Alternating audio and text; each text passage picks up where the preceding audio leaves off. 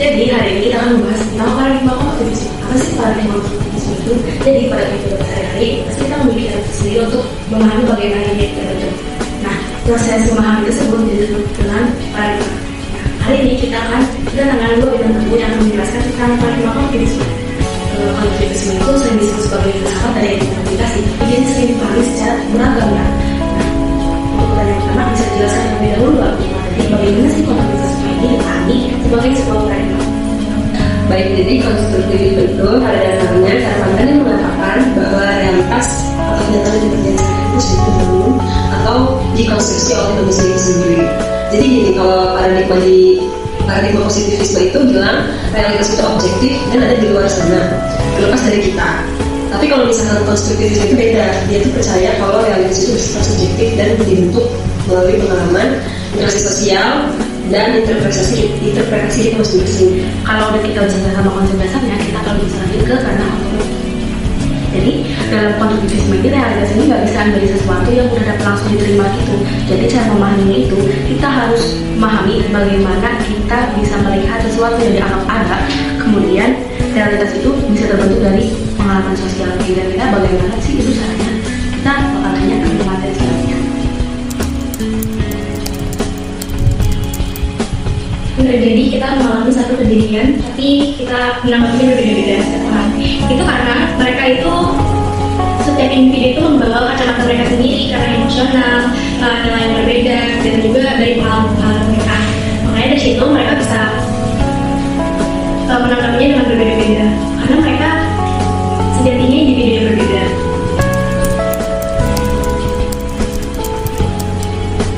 Nah, kalau misalkan kita bahas epistemologi itu, gimana sih kita tahu apa yang kita tahu gitu, atau bisa dibilang kayak gimana sih kita tuh bisa tahu kayak pengetahuan yang kita dapat tuh gimana sih terbentuknya kayak gitu ya misalkan. Terus di dalam konteks konstruktivisme pengetahuan itu tidak ditemukan kayak kita tuh nemuin harta karun, tapi itu tuh dibangun melalui proses yang aktif, misalkan lewat interaksi, dialog, pengalaman atau refleksi kita. Nah, makanya pengetahuan dalam konstruktivisme itu bersifat subjektif dan kontekstual.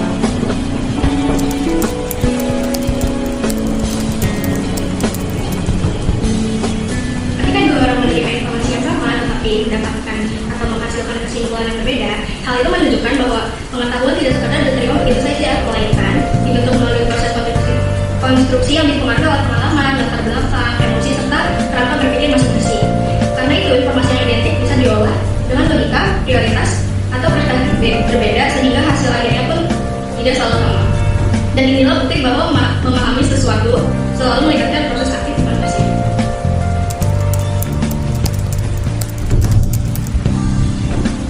Nah, kita di sini bicara tentang aksiologi. Aksiologi itu bicara tentang nilai. Nilai itu bisa kayak baik, buruk, benar atau salah gitu ya.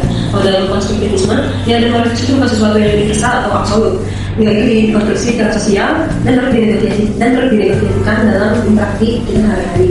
Kayak misalnya di suatu budaya itu hal itu yang benar, tapi di budaya lain itu dianggap salah. Jadi dalam konstruktivisme tidak ada suatu kebenaran yang mutlak. Yang ada itu kesepakatan sosial yang terus berkembang dan dinegosiasikan juga.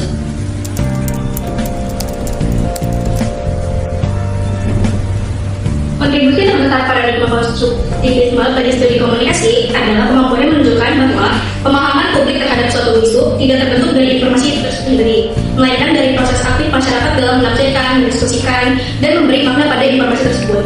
Paradigma ini membantu peneliti melihat bahwa opini publik lahir lewat interaksi antara media, pengalaman sosial, dan juga nilai budaya serta percakapan sehari-hari.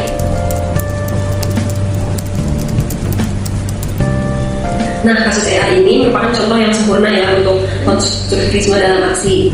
Jadi, AI itu sebagai teknologi objeknya sama, algoritma, machine learning, dan sebagainya. Tapi maknanya di masyarakat itu sangat beragam. Kenapa sih? Karena akun itu dikonstruksi secara sosial melalui beberapa proses. Pertama, dari media. Media massa punya peran besar dalam memikat AI. Ada media yang frame AI akan merebut pekerjaan manusia, ini menciptakan narasi ancaman.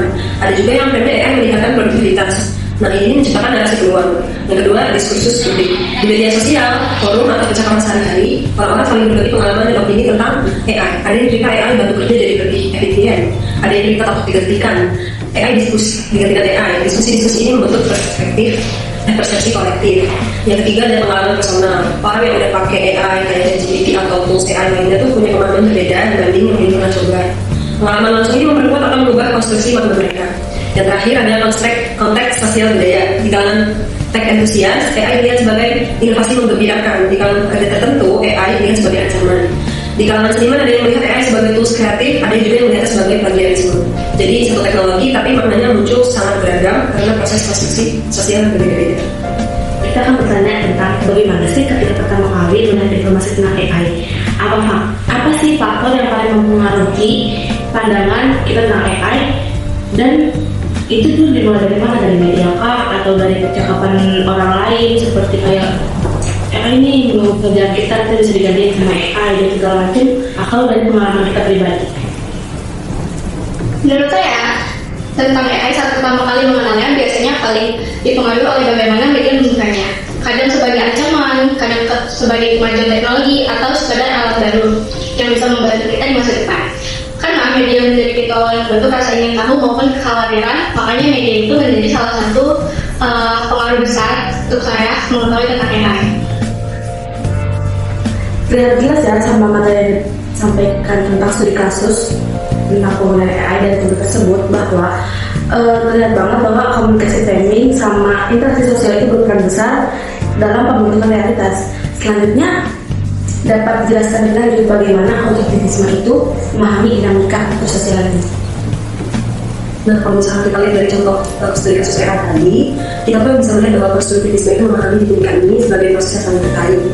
Kalau misalkan kayak komunikasi itu media utama konstruktivisme realitas lewat komunikasi, baik itu secara verbal, secara visual, ataupun tulisan, kita berbagi interpretasi dan membentuk pemahaman bersama tanpa komunikasi tidak akan ada konstruksi sosial. Selanjutnya itu framing adalah bagaimana suatu isu itu dibingkai atau dikemas. Nah, frame yang berbeda itu tuh bikin realitas yang berbeda. Misalnya, kalau misalkan media itu selalu frame AI kayak robot akan menguasai dunia, itu tuh kan jadi pendapat masyarakat itu jadi apa yang menganggap AI itu mengancam. Sedangkan kalau misalkan frame AI itu seperti oh iya AI itu membantu untuk mendeteksi kanker dini gitu. Nah itu tuh jadi apa ya, pemikiran masyarakat tuh berubah gitu, kayak oh iya itu merupakan sebuah solusi gitu ya. Jadi kesimpulan dari materi yang disampaikan materi, dua orang itu dalam situasi tertentu bisa menimbulkan dua makna yang berbeda juga, karena mereka sendiri terhasilkan dari pemikiran berbeda juga, dari pandangan yang berbeda-beda, dari perspektif yang berbeda-beda juga. Tapi ini tuh memperlihatkan bagaimana proses konstruksi pengetahuan bekerja dalam praktik atau secara langsung. Jadi kita bisa menyimpulkan ya bahwa sebuah pemahaman manusia itu adalah hasil dari proses konstruksi yang melalui pengalaman, wawancara, interaksi sosial, wacana atau bahasa yang berkembang. Paradigma konstruktivisme ini membantu kita memahami bagaimana makna tersebut dapat dibentuk dan dinegosiasikan. Terima kasih telah mengikuti pembicaraan hari ini dan sampai jumpa.